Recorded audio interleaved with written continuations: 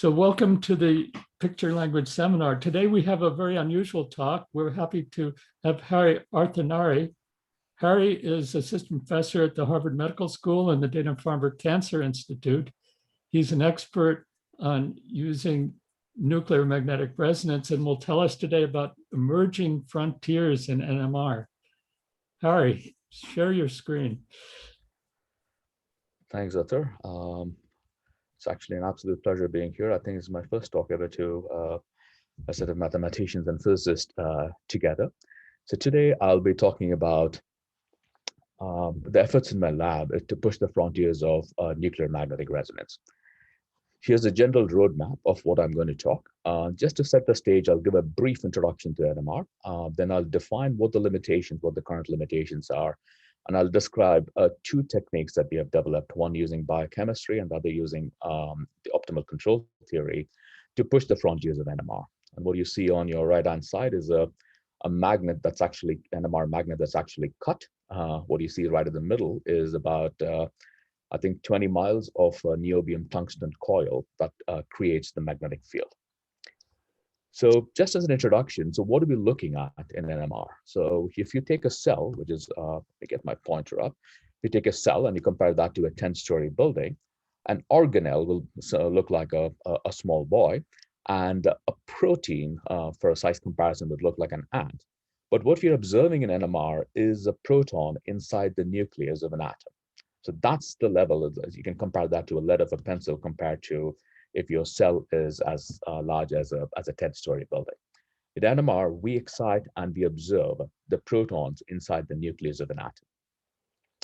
Now, there's a lot of history of NMR in Harvard, so I thought I'll just dabble a few minutes over here. These are the first signals of NMR recorded in 1946. The two main people who orchestrated that were Ed Purcell and Pound at Harvard University, and Felix Bloch at Stanford University. And Bloch and Purcell were awarded the Nobel Prize. And this is a beautiful statement from the Nobel lecture. Each atom is like a subtle and refined instrument playing its own faint magnetic melody, inaudible to the human ears. And when Purcell responded in 1952 in his Nobel lecture, he ended the lecture with a statement saying that, what can we learn from all this about the structure of an atom? Because NMR was a relatively newer technique, and at the time it was not known how much it could contribute. And today, NMR is used in pretty much every field, starting from protein biochemistry to inorganic chemistry to chocolates to metals and even quantum computing. There's a number of fields that uses NMR. And myself, I use what's called bio-NMR or NMR to look at biological systems.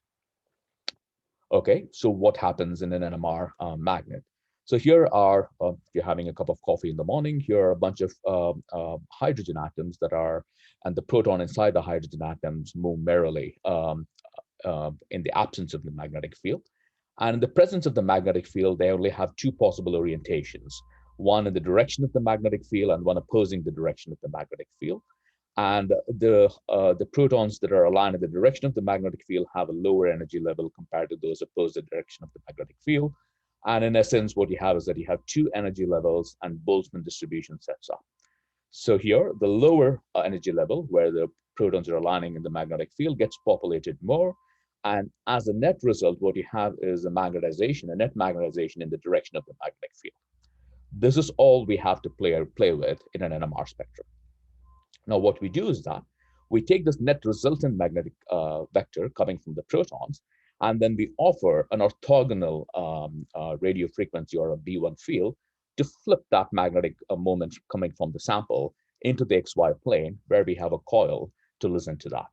And this is a magnet in a coil. It induces current, similar to what happens in a cycle dynamo. And then we measure that current as a function of time, which we call the free induction decay. This is a time domain signal. And then when we Fourier transform it, we get something in the frequency domain that relates to the magnetic properties of the substance we are looking at. And I wanted to say this before I started my talk.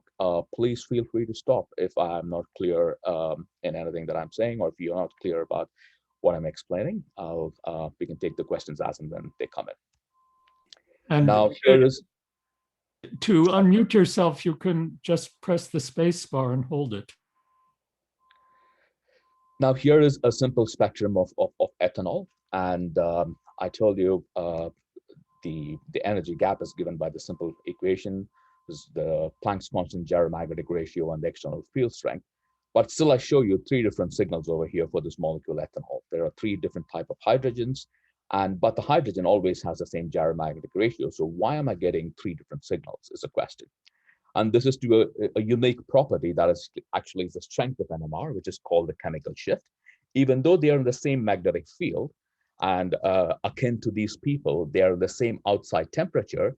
Each one of them is going to feel the different degree of that temperature, depending on how much of clothing they have. Similarly, even though all the three hydrogens are in the same magnetic field, they're going to be shielded to different extents by the unique electronic configuration. And that's given by this the chemical shift term, but the frequency that they feel depends upon the external magnetic field minus a shielding factor that is coming from the electron, and this is a tensor. And this gives rise to different frequencies that we record in an NMR spectrum. Now, again, in the briefness of time, I want to introduce you to two important concepts that are used in NMR spectroscopy. These are dipolar coupling and the scalar coupling. The dipolar coupling is the interaction between two nucleus through space, and the scalar coupling is the interaction between two nucleus through bonds. And these are the only two properties of spin physics that we use in about 99% of the NMR experiment. Now let's come back to our favorite spectrum of the ethanol molecule. Now we can see that this CH3 moiety, which is over here, is not a single line, but is a triplet, whereas the CH2 moiety is a quadret, and this OH moiety is what we call a singlet. And this comes from something called the scalar coupling. So if you're observing this particular nucleus and it's not connected to any other nuclei through a bond, you'll get a single peak. Now, if this nuclei is connected to another nuclei, now the connected nuclei would have two possibilities, meaning the nuclei could be facing up or it could be facing down. And what you'll see is that you'll see the single line split into two, and one corresponding to its the neighboring spin looking up, and the other the neighboring spin looking down. And if it's connected to two different nuclei, then you have three possibilities. You can have up, up, up, down. There are two different representations, or down, down. Now, this single line will be now split into three lines with the proportional intensity of 1 to 2 to 1.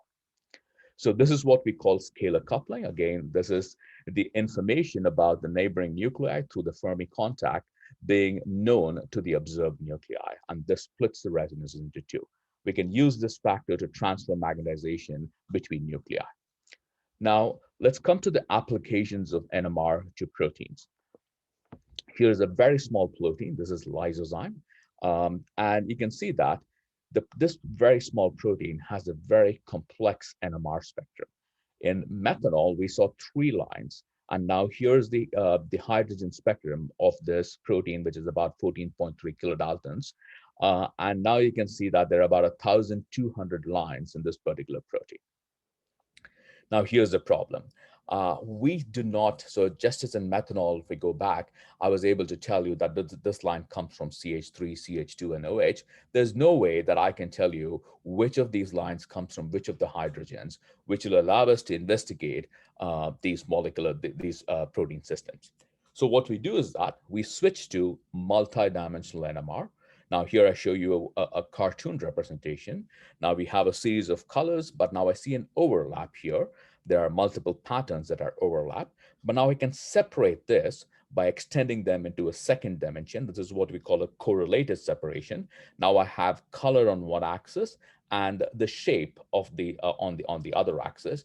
Now whatever occurs here is a correlation of the color and the shape. Now, if you still have overlaps, you can now take this into a third dimension to separate them. Again, these are correlated dimensions. We have color, shape, and the type of the coloring pattern over here. So now you can see what over here is a pentagon that is red and striped. Now, by separating the signals into multiple dimensions, I'm able to now look at them clearly and then allow to investigate these signals and what happens and how they report on structure and dynamics of the protein. Now, what happens in an NMR context is that, again, we take a starting nucleus, we excite, we encode the frequency, then we transfer the magnetization to some of the nuclei, and then we acquire a second frequency. And this transfer, which is referred to as mixing, can be either orchestrated through scalar coupling or through the through-space dipolar coupling. Now, for me to look at a protein in NMR, the protein should be labeled with NMR active nuclei. So normally what we do is that we use a nitrogen source as ammonium chloride, and we make this a different isotope of nitrogen. This is a non-radioactive isotope, but is NMR active, which is N15. And then we use a different label on the glucose, which will incorporate an NMR active C13 into the protein. So this is a traditional way of growing proteins for NMR. And the characteristic experiment that we normally do, this is the protein backbone that we can show that's been shown here. The different R groups correspond to different protein. And just to bring it back to context, if it's a spike protein, this will have the same backbone, but different amino acids hanging off of the backbone. And one of the characteristic experiments that we use in NMR is called the heteronuclear single quantum coherence, or the HSQC experiment, where we correlate the frequency of this nitrogen, which we call the amide nitrogen, to the amide hydrogen. And here's what we call a typical pulse sequence, or we call spin orchestration. So essentially, we start with the magnetization of the hydrogen, then using this particular block where the times and the phases of these pulses are orchestrated correctly, we can transfer the magnetization to the nitrogen magnetization. We encode the frequency of the nitrogen magnetization, transfer it back to the hydrogen, and encode the frequency of a hydrogen. A typical spectra would look like this. It has two frequency axes, the nitrogen and the hydrogen, and then you'll have a fingerprint. For example, if I have a protein that looks like these amino acids, you'll have a single dot for every amino acid except proline in this two-dimensional map. The place where these dots come depend upon the unique electronic environment that particular amino acid faces as a result of its own amino acid nature, as well as a tertiary structure that influences the electronic configuration that particular amino acid faces. Now, in order for me to observe the spectrum, the protein needs to be labeled with an isotope of nitrogen N15. Now, what I can do is that I can take this particular spectrum, and then I can record another spectrum where I add a flux to the protein. These flux could be other proteins that interact with it, nucleic acid, drugs, small molecules, etc. Now, these would be invisible to the spectrum because they are not N15 label, but the effect of the flux on the observable will be established as a change in the position. Because if a small molecule or a drug interacts with the protein at a particular location, its electronic environment is going to change, and that change is depicted in the spectrum as a change in the position, what we call chemical shift perturbation. This is the chemical shift, and the perturbation is caused by the small molecule or the drug or any other things that you want to add. And this tells me exactly where in the protein the interaction is happening. But the bottleneck in the utility, each of these experiments takes about 20 minutes to run, but the bottleneck in the utility is to correlating each one of these dots back to an amino acid in the primary sequence, which is what we call. So once I know what those things is, for example, that dot corresponds to the amino acid 5, that dot corresponds to amino acid 8. Once I'm able to establish this correlation, I can quickly map where my drug is binding onto the protein. Now, here is an example of such a chemical shift perturbation against a pharmaceutically relevant target. And you can see that when we add our molecule compared to the control, we see specific shifts in peak positions. From this, we can immediately tell where the molecule is binding onto the protein. A quick question. Sure. So if there are multiple amino acids in the same peptide, in the same amino acid, 2 or 3 instances, so how would you narrow it down to which one? That's a great question. So Um, if there will be multiple amino acids in the same peptide, because a protein normally is about 200 to 1,000 residues, and you have only 20 amino acids to play around with. But the advantage that we have with NMR is that our chemical shifts are very sensitive to the local electronic environment. One alanine could be camouflaged on either side by, let's say, an aspartate and a glutamate in one case, and it could be camouflaged on the other side by two other amino acids. Now, these two alanines' electronic environment would be completely different, and they'll have different peak positions. Now, let's say I have two alanines that are surrounded by the same two amino acids. But in that case, the three-dimensional structure of these two alanines in the context of the 3D structure would have different electronic environment, and hence their peak positions would be different. All right. So again, coming back to the problem, here we see an HSQC spectrum. The name of the game is to correlate each one of those dots to an amino acid. So you can see the glycine is, there's 135 glycine. It's very different from 48 glycine. That depends upon the local environment as well as the three-dimensional structure. And once we have this assignment, we can use this to understand interaction, to understand dynamics, etc. Now, how do we do this assignment process? Now, nature has helped us over here. So here is again the protein backbone. I would like you to keep this in mind. Here you have your nitrogen, your amide, and this is your next amino acid. And we call the carbon that's called C alpha, and the next carbon, we call it C beta. Now, if I do an experiment where I transfer the magnetization from hydrogen to nitrogen and nitrogen to the carbon, it'll go both ways because there's a coupling between this nitrogen and its own amino acid, and there's a coupling between the nitrogen and the previous amino acids. So for each peak in the HSQC, if I do this three-dimensional experiment where I correlate hydrogen to nitrogen to carbon, I get two frequencies, one corresponding to its own amino acid, the other corresponding to the neighboring amino acid. Now I can do another experiment where it's a variation where I first transfer from hydrogen to nitrogen, and then I go to the carbonyl, and then I go to the C alpha. This is a one-way route because there is no coupling between this nitrogen and this carbonyl. So I get only one of the correlation, which is the C alpha minus one or the neighboring amino acid.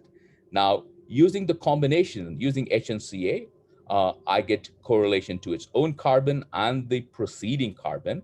Now, to disambiguate which is its own and which is its preceding, I use the HNCOCA, which will tell me, hey, this is the preceding, which automatically means that, that this is the own. And now what I have is that I have a series of strips where the correlation goes from nitrogen to its own C alpha to the preceding C alpha. Now, all I need to do is sit on a strip and say, hey, I have my C alpha frequency here. Which other strip has the C alpha minus one frequency at the same place? Then I put the strips together. Once I put the strips together, there are certain markers that I can use to fix this problem and then get the assignment for each and one of these dots that correlates back to its primary sequence. Again, the idea here is that the ability that we can transfer magnetization between different nuclei, and nature has given us the ability to transfer magnetization from nitrogen to its own C alpha and the C alpha of the preceding residue. Now I use this as a Lego block to find the perfect matches. The last part of the introduction is a process called relaxation. So once I create the coherence by using a B1 field that tilts the effective magnetization from the Zeeman axis to the XY plane, it's going to relax back to equilibrium. And there are two processes of relaxation. One is we call the longitudinal relaxation, which is the return and back of the magnetization to the Z axis. The other is a transverse relaxation. Here, we release the coherence. We lose the coherence on the transverse plane. And an analogy I'd like to give to you about this is that, let's say if we have a set of 100 people, and then we ask them to hold a note. Let's say we ask them to hold the A note, and they will probably start off very good. But let's say if we ask them to hold the A note for a period of 5 minutes, now what's going to happen is that they're going to start varying in frequency, and you're going to go from coherence to dissonance. So essentially, this is essentially the frequency in the transverse plane that gets decoherence, and then you lose the net magnetization. Now, we know exactly how these processes work. These were pretty much solved in 1965 by Solomon and other people. Here's an equation that tells you your longitudinal relaxation rate. It has two main contributions, the dipole contribution, the chemical shift anisotropy. And the most important is that we have something called the transverse relaxation rate, which is more important for us, which has against contribution from dipole, CSA, exchange factors, and other contributions. Here you can see that there is the spectral density function, and the spectral density function depends on what we call the molecular correlation time. And the point I want to take you guys to take away from this particular slide is that for larger systems, the molecular correlation time becomes an impeding factor, which means the signal is going to decay much faster than we can observe it. So this is what limits the utility of solution NMR to higher molecular weight systems. So these are the things I want you to keep in mind when we go to the talk. The larger systems, higher molecular systems, have more complexity because they have more amino acids. In higher molecular weight system, relaxation is our main enemy because we are unable to observe the signal for long enough for us to get the resolution that we want. And scalar coupling causes the resonance to split.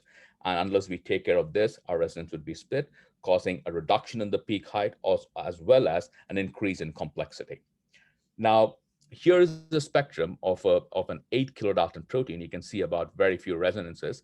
And here's the spectrum of an 80 kilodalton protein, which is 10 times, and you can see 10 times more resonances over here. So one of the properties that you're going to have problem is that in this 80 kilodalton protein, you're going to have faster relaxation as well as more spectral complexity. So in cases like this, how do we obtain resonance assignment is our main problem.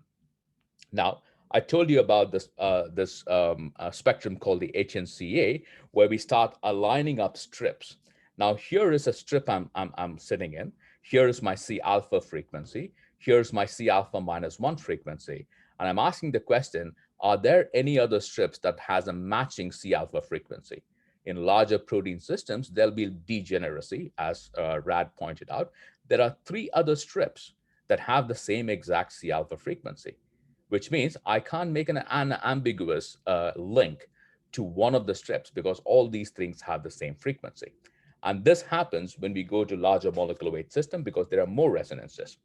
To disambiguate this, we have a series of other experiments. So for example, here's an experiment called the HNCA-CB, which doesn't correlate the C alpha, but it correlates the C beta frequency.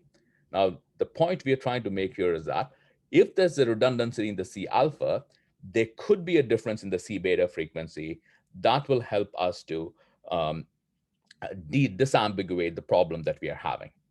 But the problem in using any of these other experiments that gives you this information about other nuclei is relaxation, because you need to do additional transfer and then the magnetization for larger systems relaxes. Here is a comparison of the intensity, or what we call the sensitivity, of different experiments. And you can see HNCA is one of the most important experiments. If you go to HNCA-CB, the sensitivity drops a lot.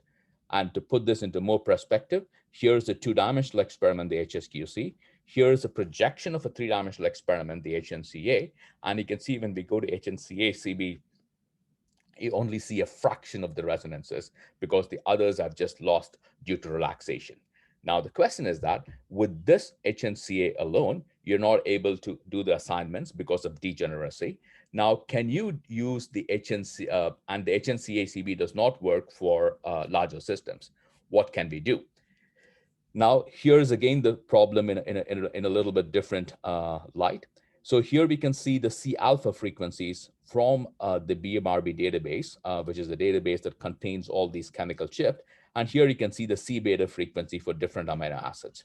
Now you can see the C alpha frequency is distributed among a very tight window of 50 to 60 ppm.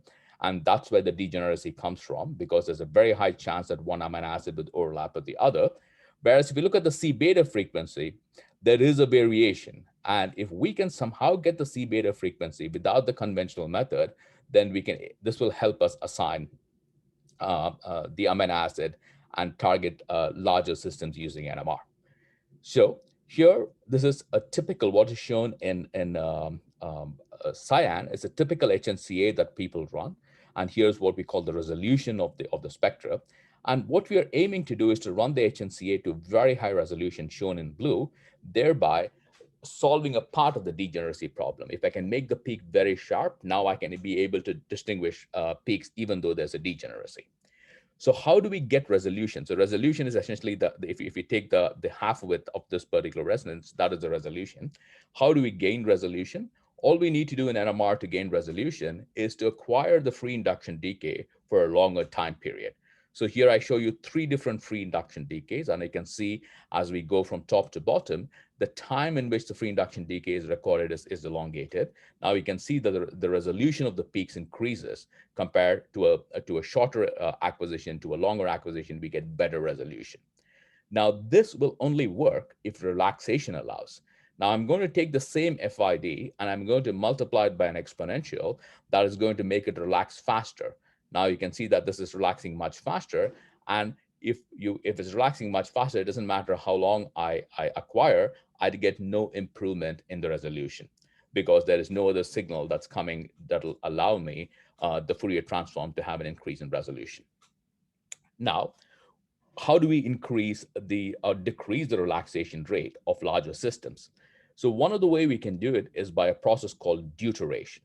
So which means that, so here I show you the relaxation rates, and the slope of this, the larger it is, it relaxes much faster, which is not good for us. And the slower it is, it's good for us because it relaxes slower. And on the x-axis, you have the molecular correlation time, or you can consider this as the molecular weight of the protein. And I want to draw your attention to this C alpha, the carbon alpha, when it's attached to a hydrogen vis-a-vis when it's attached to a deuterium. Now you can see the relaxation rate decreases quite a lot. And one of the main contributing factors is that the gyromagnetic ratio of a hydrogen with a deuterium has a factor of 6 difference in them. The gyromagnetic the ratio of a deuteron is 6 times lower. And since in the dipolar equation, this gets squared, it gets a huge reduction in the relaxation when this C alpha is deuterated. Now, what that means is that means that we can use this slower relaxation rate to get extremely sharp peaks or resonances for the C alpha for even very large proteins. We can go to about 7 hertz for a protein. That's about 80 kilodaltons. But in practice, when you do that, the theory doesn't work quite as such. Because what happens is that after you reach a resolution of about 35 hertz, this C alpha resonance would not get narrower anymore, but it would start splitting into 2 because the C alpha is attached to a C beta, which is also labeled in the regular process. So you'll never get a narrow resonance. The signal will be split into 2. This is the bottleneck of the process. Now, in the interest of time, I just want you to believe me that the traditional techniques, either constant time observation or selective decoupling using the traditional pulses or deconvolution, does not work. You can see the deconvolution here. This is a doublet. When we deconvolve with a particular coupling, assuming a particular coupling, the one that has the right coupling will get deconvolved. The other one will have an artifact. And if you choose the coupling for that particular spin, the one with the 35 hertz coupling will have artifacts because the coupling strength is not the same. So we naively thought that we could approach this problem using biochemistry. So the problem here is that I want to get a very high resolution signal for the C alpha, so to help me with the degeneracy problem, but I'm limited because of the coupling it has with the carbon that is attached to it. Now, the question is that, can we remove this coupling biochemically? Which means, can I make a protein where only the carbon alpha is C13 label and the carbon beta is C12 label, which is NMR inactive, and there'll be no coupling and I'll get a beautiful singlet. This part of the work was done by Scott Robson. So instead of using the traditional glucose as a carbon source, we thought we'll switch to biochemistry, look at what we have, and use pyruvate as a carbon source. Unlike glucose, pyruvate is a 3-carbon system, and I can get the pyruvate labeled carbon 13 at either position 1, 2, or 3. Now, if I use pyruvate as the single carbon source, the bacteria has no other choice than to make a protein, amino acid starting from pyruvate. And just the simplest of the idea here is that if I use a pyruvate that's labeled at position number 2 with C13 carbon, and the other two are C12, the alanine, the amino acid alanine, is made by a simple aminotransferase reaction. Now, if I have position 2 labeled, I'll get my C alpha labeled, and my C beta would be unlabeled. This is beautiful. But the other amino acids are a little bit more complex, and they get made by 2 different cycles. One of them you might have heard about is the TCA cycle, or the citric acid cycle, and the other is what's called the gluconeogenesis cycle. Depending upon which cycle they get made in, the C alpha comes from different positions of the pyruvate. Now let's look at one of them. So here's the pyruvate with its different carbons color coded, and I would like to grab your attention to glutamate. So glutamate in the TCA cycle would get its C alpha from position number 3, whereas alanine would get its C alpha from position number 2. So depending upon which cycle your amino acid is getting synthesized, your C alpha would come from different positions. And there's another complication. The pyruvate enters the TCA cycle as a 3-carbon moiety, and then it fuses with something called oxaloacetate to make a 6-carbon citrate. Now, this fusion also reintroduces the coupling depending upon which carbon is labeled. So there are a few problems, but we decided to take a look at this particular labeling. So here is a strip along the HNCA. Now, essentially, you should see a peak to its own residue as well as to the neighboring residue. There are 2 carbon atoms here. And now what you see is that here's a sample that's made with 2 3-labeled pyruvate. And you can see both of them are split into a doublet. And this splitting comes from the fact that the C beta carbon is labeled. Now, if I use 2 C13 pyruvate, the alanine becomes a beautiful singlet, because it does not have the coupling. Whereas the glutamate, which you remember, it gets its C alpha from position number 3, the peak is highly reduced in intensity. Now, if I use a place where I put the label on the 3rd position, the glutamate gets a boost in intensity, whereas the alanine is very weak in intensity. So none of these are optimal for us. But also in the case of glutamate, you'll see a beautiful pattern. You'll see a pattern that's a singlet and a doublet. The doublet is introduced by the fusing in the TCA cycle, and the singlet refers to that population of the spins which has the C beta that's not unlabeled. So, but none of the things is optimal for us to do the assignments. So we switched to a process where we add the 2 and the 3 pyruvate together.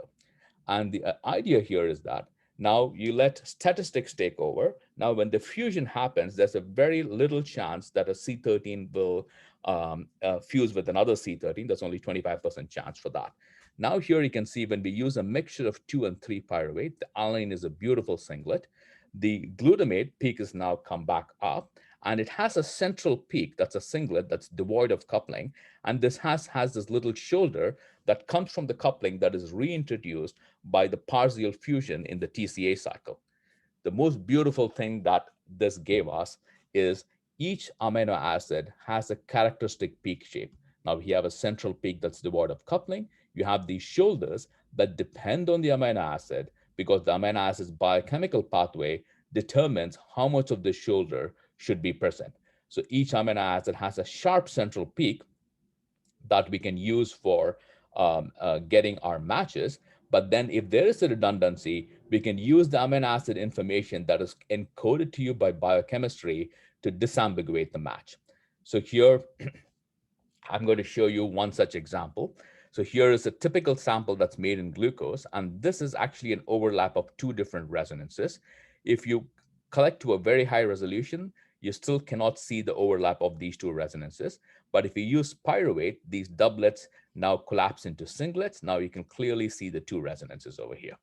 You can see that this is the 2 resonances that are overlapped, the C alpha and the C alpha minus 1 in this case. But in the case of pyruvate, the doublet is now collapsed to a singlet, and you can clearly see the 2 resonances. Now, using the single sensitive HNCA experiment, without having any information on the C beta resonances, we want to assign a protein that's about 42 kilodaltons. Now, here's the primary sequence of the protein. This is the number of amino acids in the protein. And for each of the amino acid, we have color-coded the number of matches that we have. And you can see most of the amino acid had 20 matches for each of the C alpha resonances we are hoping to link to a single predecessor amino acid. Now, if we increase the resolution from 42 hertz to 4.8 hertz, the picture becomes very different. Now we have a lot of amino acids that we can unambiguously assign. Now the matches for the other amino acid go from 220 to 2 to 5. And this is only using the information that we get on the central peak. Now, if we use the peak shape in addition to the central peak, we can reduce this quite further. So here's an example.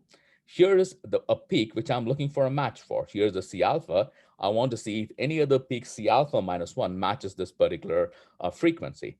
Now here you can see there are two matches that match exactly the same frequency, but only one of them matches the shape, because the shape is dictated by a biochemistry.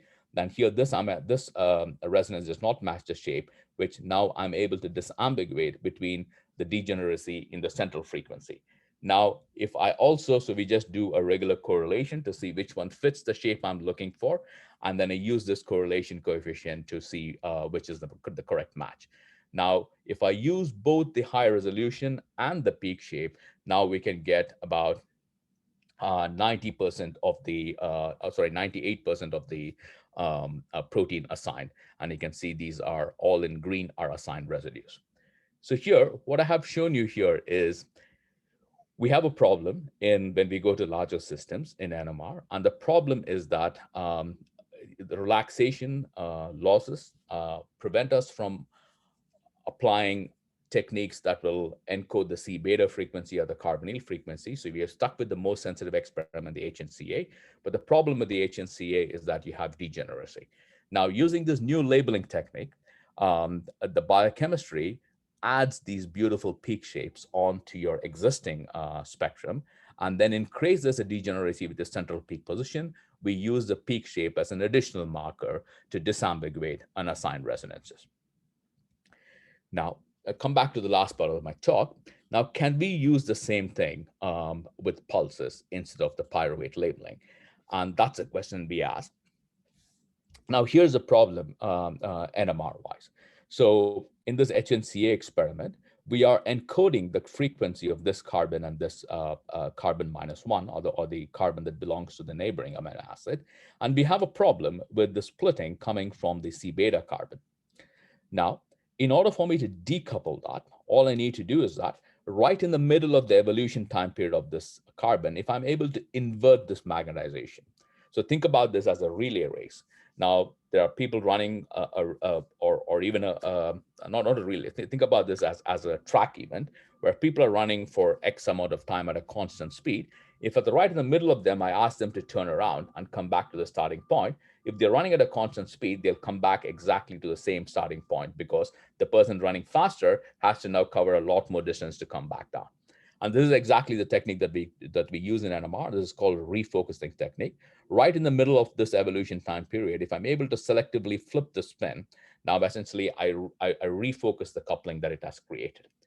But this flipping has one problem, because I'm observing a nucleus and I'm also trying to flip a nucleus that's very close to it. And this creates something called the Bloch-Seeger shift. Essentially, that is a change in the position of this frequency when I perturb something that is very close to it in the frequency space. So in order to do that, without the Bloch-Seeger shift, and also because the C alpha and the C beta have frequencies that are close together, we can't use the traditional pulse design. So we went into optimal control theory, and the application of optimal control theory to NMR was started by Naveen Khaneja here at Harvard University and Stefan Glasser. And this is Paul, one of the students of Naveen Khaneja, who is working with me. So this provides a mathematical framework for us to steer dynamical systems. Essentially, what we want is that we have a starting magnetization, and we have a point where we want the magnetization to end on the Bloch sphere. Now, Paul takes these constraints and put this into the grape algorithm. Now, what happens is that so the pulse would look like this. The pulse, this is the phase and amplitude of the pulse that's going to invert a magnetization or bring a magnetization from the Zeeman axis to the transverse plane. Now we can see that different frequencies have the same starting point, but they'll undergo different trajectories along the Bloch sphere, but at the end of the pulse, they all come right to where we want. And in optimizing pulse like these, we can put different constraints. So we can put constraints of the frequency, we can put constraints that we shouldn't have Bloch-Ziegler shifts, and so on and so forth. So what we did was we now created a series of pulses that will refocus the C beta coupling. So now you can see in the presence of the coupling, you see a doublet. Now we can see with our pulses, what we call the C beta decoupling pulse or bad cop, the coupling is removed and the peak position is right in the middle without any Bloch-Ziegler shifts. So now I can decouple C beta faithfully, giving us this very sharp peak that we're looking at, which will help us with the degeneracy problem. But now what the pyruvate allowed us to do is to get amino acid specific peak shapes. Now, can we do the same thing? So here's what we call a typical pulse sequence that is used in NMR. We use spin operators and density matrices to orchestrate the trajectory of our magnetization. In this case, I start with the proton magnetization. I transfer the magnetization to the nitrogen. Then I transfer the magnetization to the carbon, back to nitrogen and back to proton, and encoding two different frequencies. And this is what we call the pulse sequences. The durations and the phases orchestrate what magnetization I want at the end in the particular magnetization pathway that I want. Now here you can see that while the carbon is evolving, I'm going to put the single flipping pulse in the middle of the evolution that will remove the coupling. Now, in order for us to incorporate amino acid specific peak shapes, what we did was we designed the flipping pulse to have different bandwidths. So here is the C beta frequency for different amino acid. As you can see, the amino acid alanine has a C beta at about 20 ppm. The amino acid, these amino acids, cysteine, arginine, methionine, have the C beta in this range between 30 and 35 ppm. And these amino acids have their C beta frequency at about 40 ppm. Now, if I use the pulse, let's say bad cop 1, all the amino acids in this trough will be decoupled, but not the amino acids over here. So for example, aspartate will not be decoupled by bad cop 1. Bad cop 2 would not decouple alanine and would not decouple these amino acids. It'll only decouple the amino acids in the between. And bad cop 3 will decouple all the amino acids. Now, if we use a pulse, now these three pulses in these three separate experiments, which are very sensitive, the HNCA experiments are very sensitive, you can see that we create amino acid specific peak shapes. Now look at alanine. Alanine is decoupled by the purple pulse, and the red pulse, but it's not decoupled by the yellow pulse. And similarly, look at aspartate. Aspartate is decoupled only by the aspartate rights over here. That's D. It's only decoupled by the purple pulse. It's not decoupled by any of the other pulses. Now, using this frequency-dependent decoupling, we can create amino acid-specific peak shapes, and we can use that for assignment. Now here we see come back to the degeneracy problem. I'm looking for a match for that particular peak, and it has 3 matches. I'm not able to distinguish them. But now using these 3 pulses, now you can see only one of them follows the match, whereas the other do not follow what this peak is experiencing, the peak I'm trying to match with. Now this tells me that this is the perfect match, and these 2 are not the correct matches. Quick question. Sure. So this pulse, you're controlling only the frequency or the shape of the pulse, the phase of the pulse? It's a frequency, the phase, everything is getting varied. Okay. And this pulse is about a millisecond long. Okay. And in this millisecond, so if you go back to the trajectory of the pulse, in this millisecond, all this is happening. Okay. So you can see this is the amplitude that varies, and this is the phase of the pulse. And the optimization criteria for these pulses, what kind of? The optimate, there are only 3 things we do. We set the delay because the delays, and then the power, the maximum power level. Then the algorithm finds out this crazy shape, which we couldn't even figure out how. Yeah, that the algorithm pretty much finds out this shape. Yeah, very good. Thanks. So, if you look at this process that I just described to you, it's pretty much a binary process. So things that are in red will get decoupled, and things that are outside this box will not get decoupled. But can we do better than this? Now, instead of using this binary type approach, what if our shapes has a gradient along the C beta frequency? Now, here I show you different shapes here. So this is one particular pulse, and anything at 1 would not get flipped. Anything at -n would get flipped, and anything in between would get partially flipped. Now, if I take a particular C alpha, whose C beta frequency is at this particular point, what will happen is that the blue pulse will flip the magnetization. Hence, we get a decoupling on a single peak. The green pulse wouldn't do anything. It'll be a doublet. And the yellow pulse would partially flip it. You get a mixture of the singlet and the doublet. Now, depending upon where, if I use this instead of this trough-like shapes, if I use a gradient shape where the effect of the pulse changes across the frequency, now what I'm getting is that, so for example, in actuality, our shapes look like this. So I'm running 3 to 4 different HNCA experiment, one with the blue pulse, one with the red pulse, the purple, and the yellow. Now, let's say I have a C alpha whose C beta frequency is where my green pointer is. The yellow pulse will flip the magnetization. I get a perfect singlet. The blue pulse wouldn't flip the magnetization. I get a doublet. And the, let's say the purple pulse will give me something in between, a doublet and a singlet. In the same experiment, let's say I have another amino acid whose C beta frequency is over here. Now the blue pulse flips it, where I get a singlet, and the purple pulse does not flip it, and I get a doublet. Essentially, what I'm doing is that by using the same pulses in a gradient way, I'm covering the C beta frequency and imparting amino acid specific peak shapes into the into the C alpha frequency. I can also modulate the coupling to the carbonyl and get these beautiful patterns that are amino acid specific and frequency specific. Now, what we can do is that if you look at the solution over here is that I know what pattern I'm applying. And I can, from this pattern, I can exactly calculate what the peak shape is. Now, from the measured peak shape, I can triangulate what the C beta frequency without ever touching the C beta. Now, this is just like exactly what you do with a GPS. Now, we are not only able to obtain these peak shapes to help us assign the protein, but we are also able to get the C beta frequency. So here's a C beta frequency that we triangulated and the carbonyl frequency, where what is measured actually experimentally, they can see a perfect straight line. We are able, and this is possible in smaller proteins. For larger proteins, we can't get the C beta frequency because the relaxation losses would prevent that. So now, by covering our frequency space with these beautiful decoupling pulses, we are able to triangulate the C beta frequency. And these, you can see these beautiful shapes for a model protein, but also proteins that people think that are unworkable. These are what we call real life proteins. We can establish these beautiful peak shapes. From these peak shapes, we can get the assignment, as well as we can triangulate the C beta frequency. Now, this allows us to do NMR for larger systems and more interesting systems.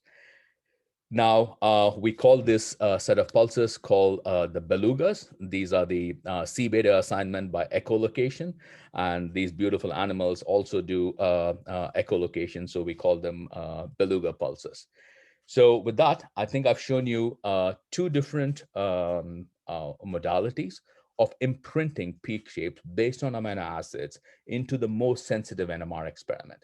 One is using biochemistry, where the pyruvate labeling takes the pyruvate into the 2 different cycles, the TCA and the gluconeogenesis. And depending upon which cycle it takes, you get this residual coupling.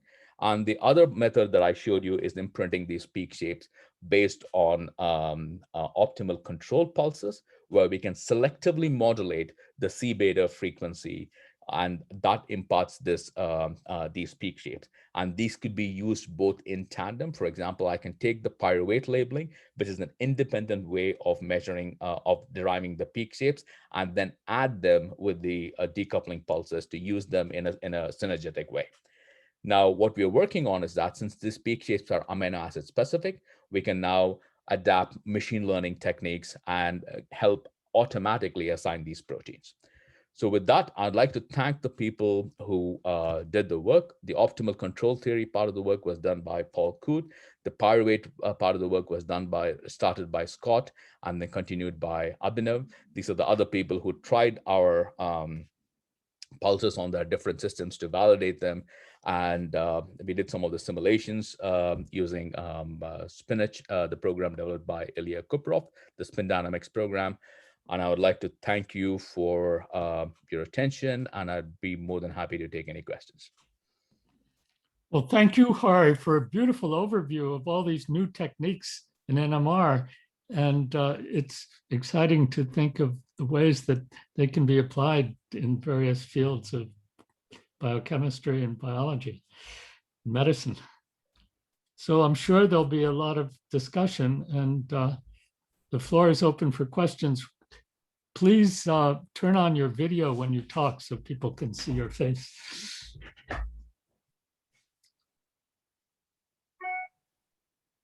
So these water protons, how much of interference they will have with this NMR signatures? A lot. So normally, Rad, when you're talking about an NMR sample, the protein we can concentrate anywhere from about 500, let's say, to a millimolar. The water is 55 molar, and then you have 2 hydrogens per water. So the water creates havoc in our signal. So essentially, what we have done is that since the water frequency is very fixed, it occurs about 4.7 ppm. We have several spectroscopic techniques that will selectively take care of the water. So we try to keep the water along Z, because once the water magnetization comes into the transverse plane, it's going to override your signal. The signal, you're essentially what you get an analog to digital converter overflow, and our signal is gone because the signal is about hundreds of thousands of times smaller.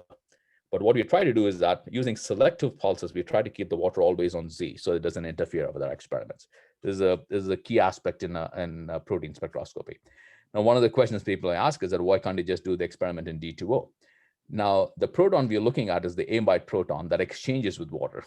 If I run it in D2O, it'll exchange to a deuteron, and I'll never see them either. So that's one of the problems. Thank you.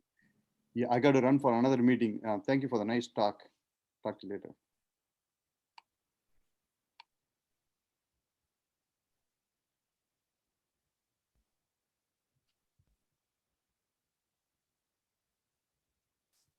So Christoph, I see you're here. Maybe you have some comment because you use these techniques as well. One of the figures that I showed is from Christoph's paper, where we applied this technique to monitor the mapping of the small molecule KEAP1, which Christoph identified as from his computational technique, onto a protein, which is called the iKEAP1 is an inhibitor of KEAP1. We monitored the binding of that molecule to the protein KEAP1.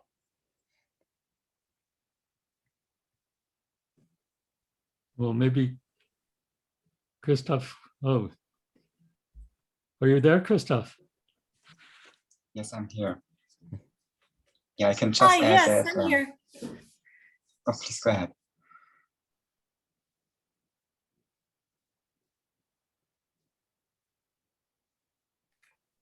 Christoph, why don't you make your comment? Well, I can just say that Hari's methods and NMR is really useful for drug discovery, and a perfect combination also to virtual flow, which we have developed, like for the experimental validation of our predictions. Yeah, there are other techniques. People are interested in structural biology. There is cryo-EM, there is X-ray crystallography. And the advantage of NMR, and the disadvantage, as you know, is that there's a size limitations that we have. We can't go to very large proteins like megadalton proteins that the cryo-EM is doing. But the advantage of NMR in particular is that is the only structural biologic technique that looks at your protein in solution. So I always think about this as a car. You can either look at a picture of a car, or even a car, or you can look at a car with the hood open and the engine running. I like to think about NMR as looking at a car with the hood open and the engine running, because we're looking at it in solution. we're looking at things moving. And the techniques that I showed you here and the other techniques that we're developing in the lab essentially uses a spin physics in most cases. And then this will allow us to tackle even larger systems.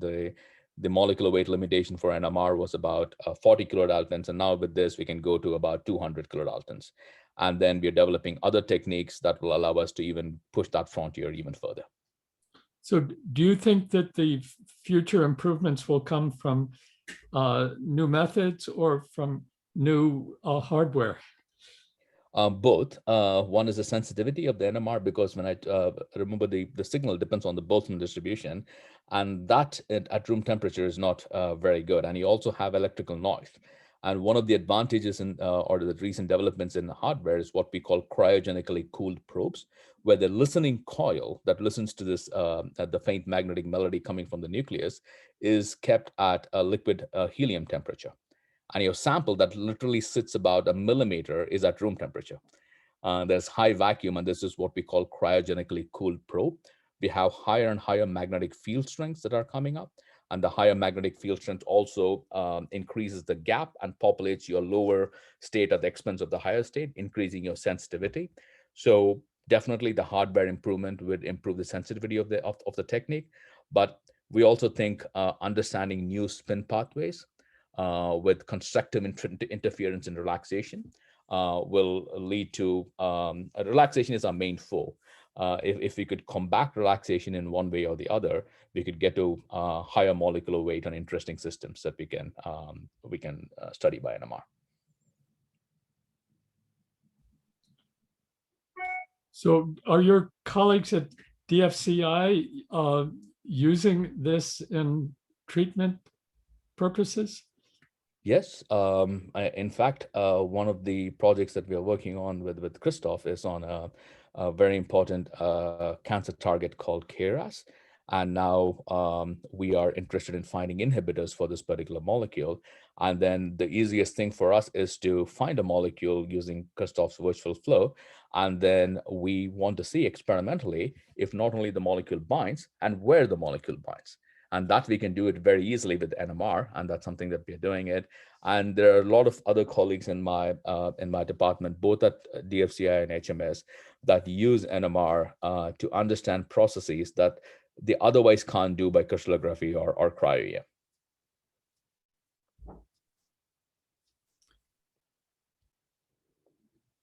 Well, I'm sure that there are other people here who have questions.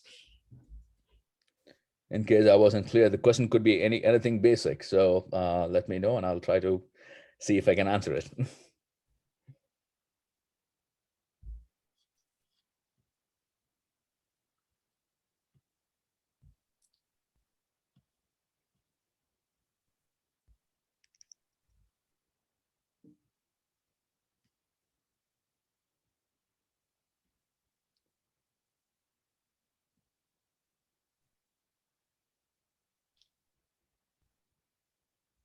People are very quiet.